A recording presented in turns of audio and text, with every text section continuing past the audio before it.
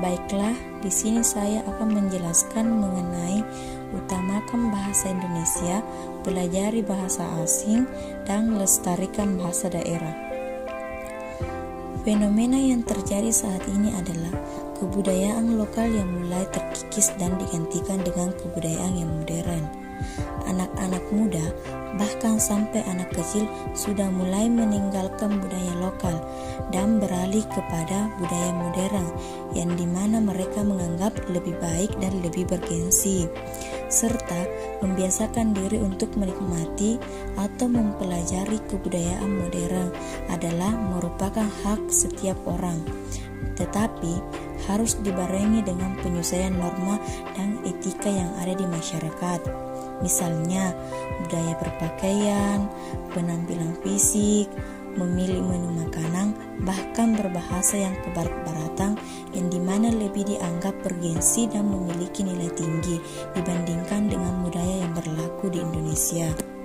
Dari berbagai contoh tersebut, bahwa bahasa asing menjadi bagian yang penting harus disikapi dengan bijak oleh masyarakat.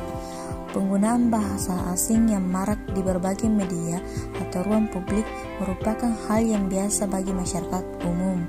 Tetapi perlu diingat bahwa pengutamaan bahasa Indonesia di negeri sendiri menjadi hal utama bagi setiap anak bangsa. Pernyataan tersebut, utamakan bahasa Indonesia, pelajari bahasa asing, dan lestarikan bahasa daerah, harus dikumandangkan dan diimplementasikan dalam masyarakat.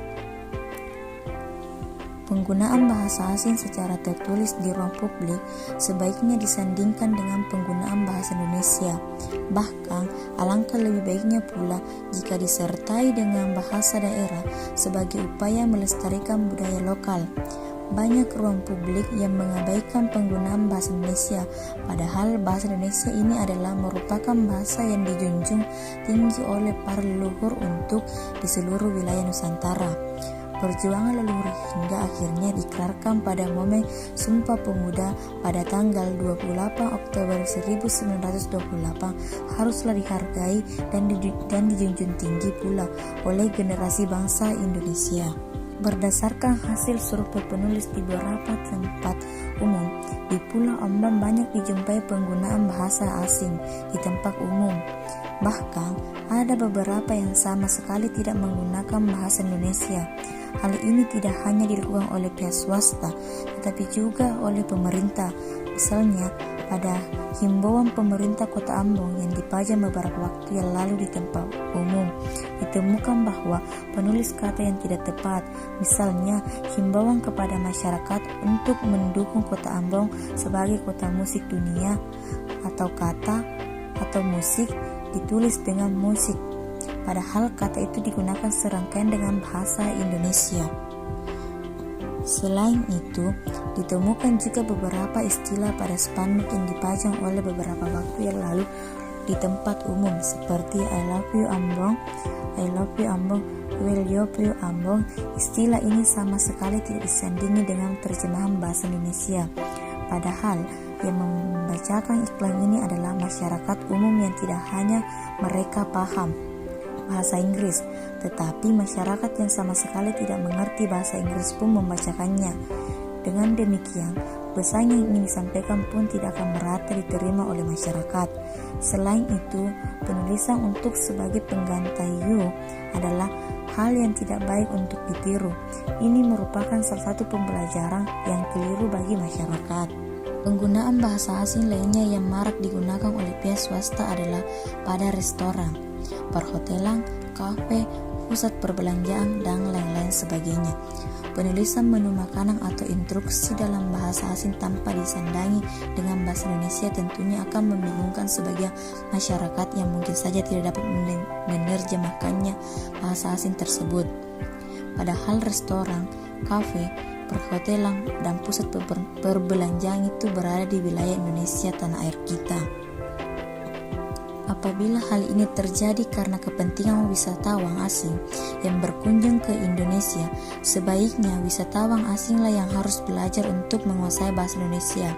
Sebaliknya, ketika kita berkunjung ke luar negeri, tentunya kita harus belajar atau perlu menguasai bahasa negara yang kita kunjungi tersebut.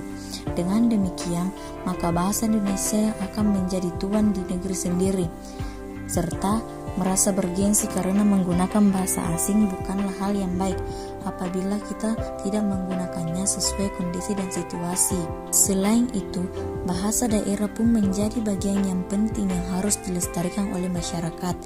Saat ini banyaknya bahasa daerah yang sudah terancam punah karena tidak dilestarikan oleh penurutnya. Kepunahan ini tentunya sangat merugikan oleh masyarakat. Sebagian besar aset kebudayaan masyarakat adalah bahasa daerah. Bahasa daerah memiliki kepentingan mendasar bagi penuturnya.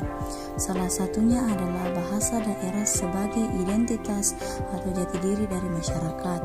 Mulai bahasa daerah kita dapat menentukan dari mana kita berasal, bagaimana budaya kita di masyarakat umum yang harus dijunjung tinggi. Bahkan untuk kepentingan yang bersifat pribadi, bahasa daerah juga dapat dijadikan sebagai alat komunikasi untuk menyampaikan hal yang bersifat rahasia.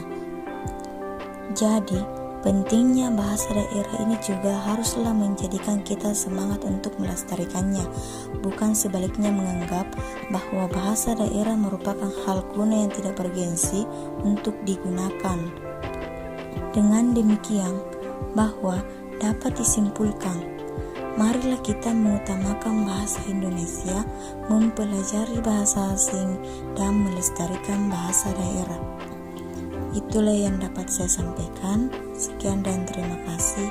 Assalamualaikum warahmatullahi wabarakatuh.